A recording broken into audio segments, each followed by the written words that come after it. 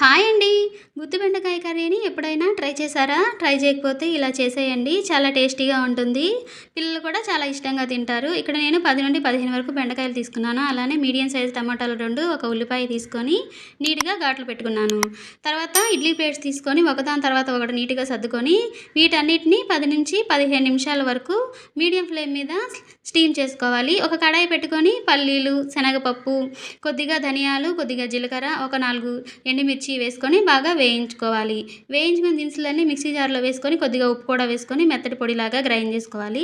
బెండకాయలైతే ఈ విధంగా మగ్గిపోయి ఉంటాయి. బెండకాయలు పైన కింద ఉన్న ముచ్చుకలు 2 కోసేసుకొని మధ్యలో ఘాటు పెట్టుకొని మనం తయారు చేసి పెట్టుకున్న మసాలా అంతటిని మధ్యలో స్టఫ్ చేసుకోవాలి. ఈ విధంగా అన్ని బెండకాయల్లోకి స్టఫ్ చేసుకున్నాక మిక్సీ జార్ పెట్టుకొని ఉడికించిన టమాటా పైన తొక్కు తీసేసి అన్నింటిని మెత్తటి పేస్ట్ లాగా గ్రైండ్ చేసుకోవాలి. కడాయి పెట్టుకొని తగినంత ఆయిల్ వేసుకొని కొద్దిగా జీలకర్ర, ఒక స్పూన్ అంత అల్లం వెల్లుల్లి పేస్ట్ వేసుకొని బాగా వేయించుకోవాలి. తర్వాత కర్రీకి సరిపడినంతగా పసుపు అలానే కారం వేసుకొని వేగిన తర్వాత మనం తయారు చేసి పెట్టుకున్న పేస్ట్ అంతటిని వేసి నూనెంతా బయటికి తేలేంత వరకు బాగా కలుపుకొని మూత పెట్టుకొని మగ్గించుకోవాలి. ఇలా మగ్గిన టమాటా ఉల్లిపాయ పేస్ట్లోకి తగినంత ఉప్పు వేసుకొని అలాగే ఇందాక మిగిలిపోయిన మసాలా అంతా కూడా వేసుకొని బాగా వేయించుకోవాలి.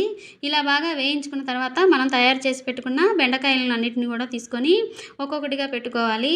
కూరని ఎక్కువసేపు కదపకుండా ఒక 10-15 నిమిషాల వరకు లో ఫ్లేమ్లో పెట్టుకుంటే మనకి ఇక్కడ గుత్తి బెండకాయ కర్రీ అయితే రెడీ అవుతుంది. వీడియో నచ్చితే సబ్స్క్రైబ్ చేయండి. అలానే ఒక లైక్ చేయండి. Bye bye.